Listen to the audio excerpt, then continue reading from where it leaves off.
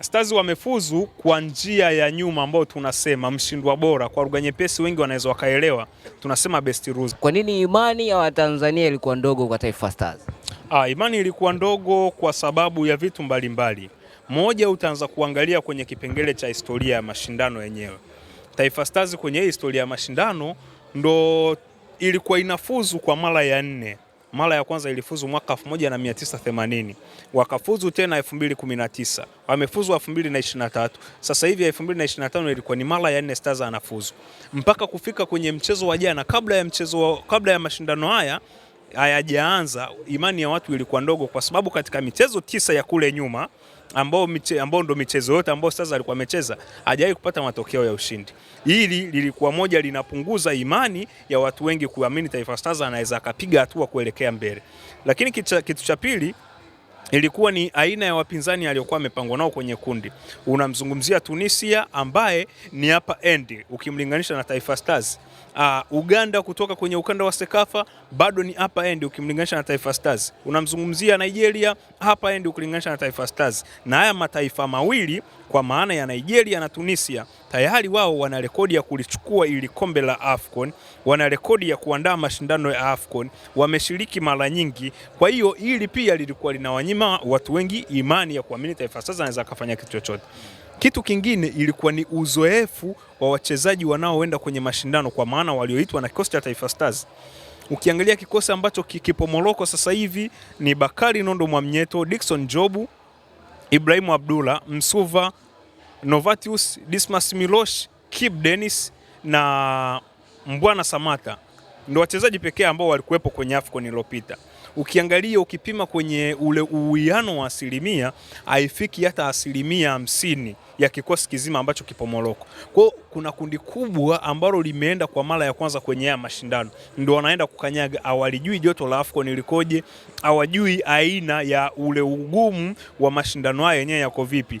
Ukilinganisha na wapinzani kwa sababu kikosi cha Nigeria hiki ambacho kinacheza 75% ni kile ambacho kilikuwepo Ivory Coast kikacheza mpaka hatua ya finali. Ni kile ambacho kilikuwepo 2019 pale Algeria.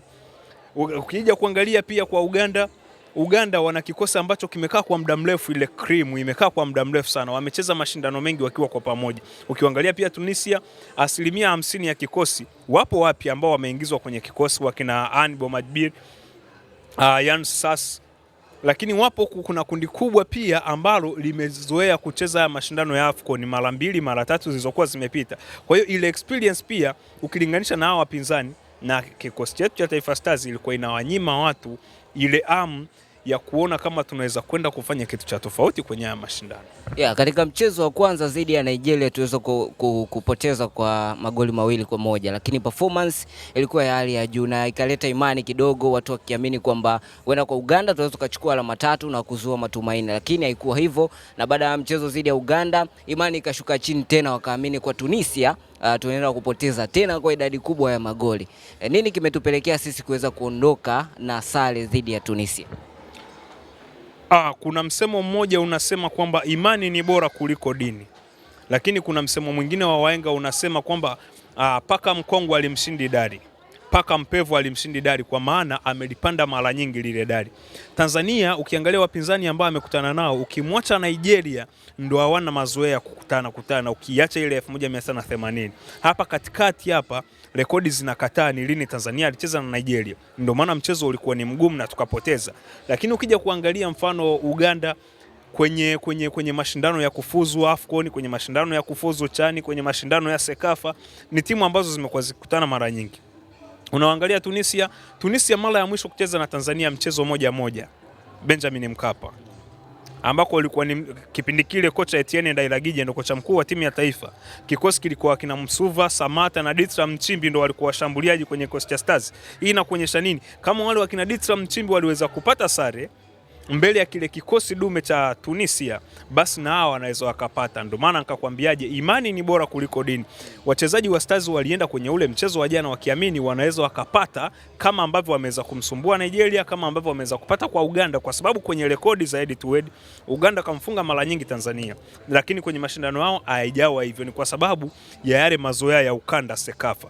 Unakuja kuangalia Tunisia wanatoka kwenye ukanda wa UNAF kimpira tunaita, lakini kwa sababu timu ya taifa iliyocheza jana ilikuwa na kundi kubwa la wachezaji ambao wanachezea vilabu ambao vimekutana na wachezaji wengi kutoka ukanda wa UNAF, ambao sasa hivi sio tatizo tena kucheza na ule ukanda, kwa sababu tunaona Simba wanapata matokeo ya ushindi, Yanga wanapata matokeo ya ushindi as well as. Ukija kuangalia kwenye kile kikosi kilikuwa na muunganiko wa wachezaji ambao wamepita Simba na Yanga au bado wako Simba na Yanga, wachezaji takriban 7 ambao kwa maana hiyo wana uzoefu. Lakini ukija kuangalia pia ule mchanganyiko au mseto wa wengine ambao waliongezeka kwenye kile kikosi, wanacheza soka la ushindani, kwa maana tayari wameandaliwa mentality ya kushinda michezo migumu, wanajua technique ya kushinda michezo migumu kwa mpinzani ambaye anakuwa anakuzidi, kwa maana ya hapa endi wewe uko chini yake. Ndio tazungumzia wakina Novatius Dismas, unakuja kuwazungumzia wakina Mbwana, ndio wakina Simon Yepgodi Msuva, unamzungumzia Alphonse Mabura, unamzungumzia Aji Mnoga. Tayari walishapata ile experience ya kucheza michezo mikubwa ya namna hiyo kwenye vilabu vyao, kwa sababu wanacheza kwenye soka ambalo kidogo wamepiga hatua ukilinganisha na soka la Tanzania. Kwa hiyo ilikuwa inatosha tu kufanya mchezo wa jana Stars ingie kwenye karatasi inaonekana ni timu ya pili kiwanjani, lakini kwenye application ya mchezo wenyewe, mentality ya wachezaji wenyewe, work rate ya wachezaji wenyewe na mabadiliko ya mpira wa sasa, kwa sababu duniani hamna timu ambayo inaweza ikacheza dakika 90 ikiwa full gas, kwa maana itashambulia yenyewe muda wote. Stars walikuwa wanaamini watapata hizo moments wanaweza kuzitumia, ambazo Tunisia atakuwa ameslip, kwa maana ka switch off katoka kwenye intensity ambayo kaanza nayo, tunaweza tukampata kwenye makosa na tukaweza kwenda kuadhibu. Ndio kilichotokea kwenye mchezo wa jana. Swali kubwa kwa Watanzania wengi baada ya vichwa vya habari kuzagaa kwamba Taifa Stars imefuzu kwenda hatua ya 16 bora, walikuwa wanauliza imefuzu vipi, kwa sababu Stars imetoa sare michezo miwili, ina alama 2 katika michezo mitatu ambayo wamecheza. Tuambie sasa hapa Stars wamefuzu vipi? Stars wamefuzu kwa njia ya nyuma ambayo tunasema mshindwa bora, kwa lugha nyepesi wengi wanaweza wakaelewa, tunasema best loser.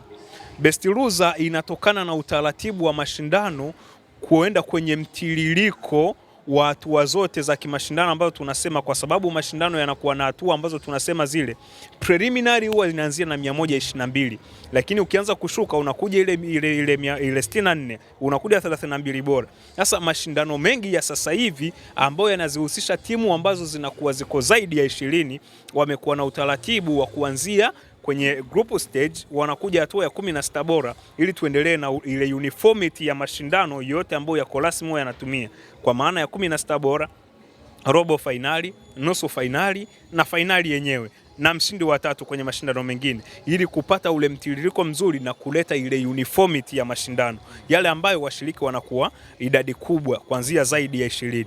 Ukiangalia AFCON ya mwaka huu timu shiriki zilikuwa ni 24 kwenye mashindano, lakini timu ambazo zilishiriki kwenye mchakato mzima wa kuelekea kwenye mashindano ya AFCON zilishiriki timu 54. Kwa hiyo 24 ndo zimepata nafasi ya kwenda kuwakilisha mataifa yao kwenye mashindano. Katika muundo huo timu tayari zilishazidi 20. Kafu ambacho wamekifanya kwenye shindano lao, wanahitaji kuanzia hatua ya makundi waje 16 bora. 16 bora mpangilio wa kuweza kuwapata wale washindi inakuwa changamoto. Ndio kikaja kipengele cha kuweka nafasi za washindwa bora kwa maana ya best loser. Utaratibu wa makundi yakishapangwa makundi ya makundi 6, kwa maana kila kundi linakuwa na timu 4. Mshindi wa kwanza na mshindi wa pili kwenye kundi huwa wanafuzu moja kwa moja. Kwa hiyo ukiachukua yale makundi 6 na wale washindi wawili wa kwanza na wa pili, unapata jumla ya idadi ya timu 12. Bado kuna chumba cha timu 4 ambacho hakijajazwa pale, ili uweze kuanza ule mfumo wa 16 bora.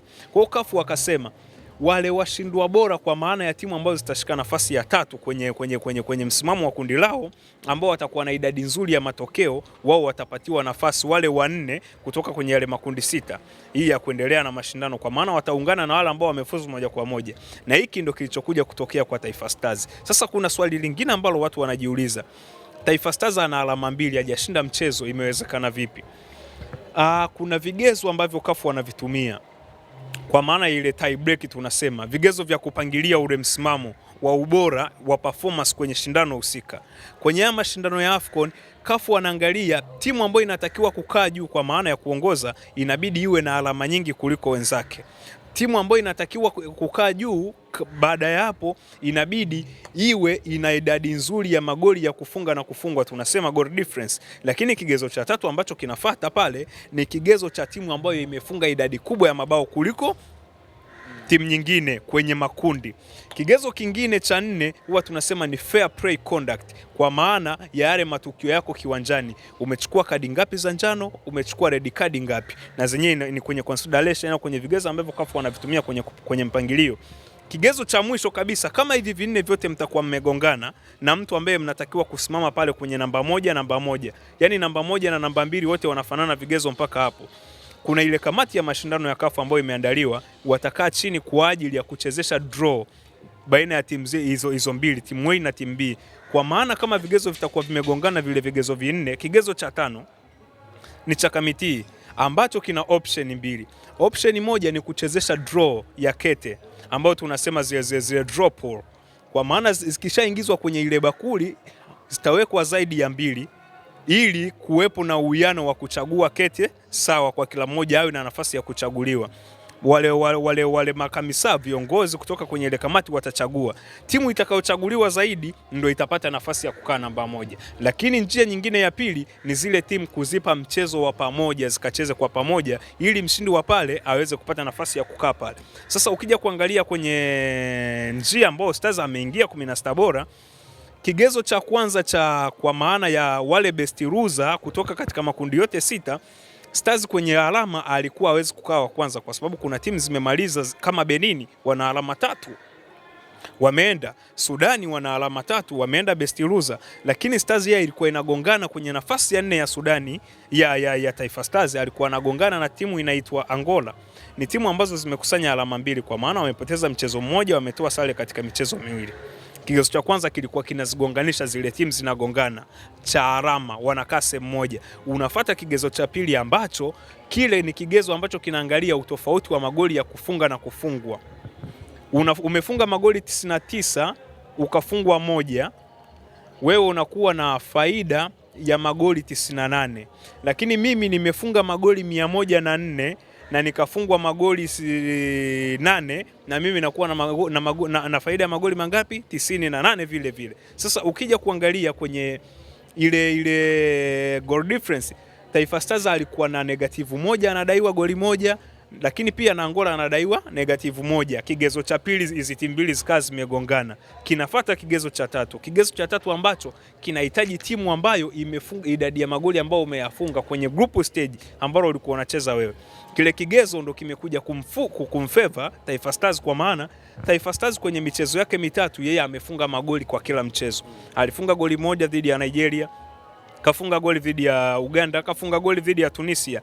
Jumla yake ni idadi ya mabao 3 ambayo kafunga kwenye hatua ya makundi. Ukienda kumwangalia mpinzani wake ambaye walikuwa wanashindania hiyo nafasi ya 4 ya best loser ili kukamilisha zile timu 4, huyo Angola yeye kwenye mashindano kwenye michezo yake mitatu amefunga jumla ya magoli 2. Na hapo Taifa Stars akawa amepata nafasi ya kufuzu kwa sababu kigezo cha idadi kubwa ya mabao aliyoyafunga kikaonekana kiko upande wa Taifa Stars na sio Angola. Lakini kigezo cha kwanza timu zimegongana, kigezo cha pili timu zimegongana, kigezo cha tatu timu hazijagongana. Taifa Stars ana idadi kubwa ya mabao, Angola ana idadi ndogo. Angola ana mabao 2, yeye kafungwa mabao 3 ndio maana -1, lakini Taifa Stars ana mabao 3, yeye kafungwa mabao 4 ndio maana pia kwenye negative inaonekana ni -1 kwa -1. Kwa hiyo pale ndo Stars akawa amepata nafasi ya kufuzu kwenda kujaza, ikiwa ni timu ya mwisho ambayo imepata nafasi kufuzu kwenye zile timu ambazo zimefuzu hatua ya 16 bora.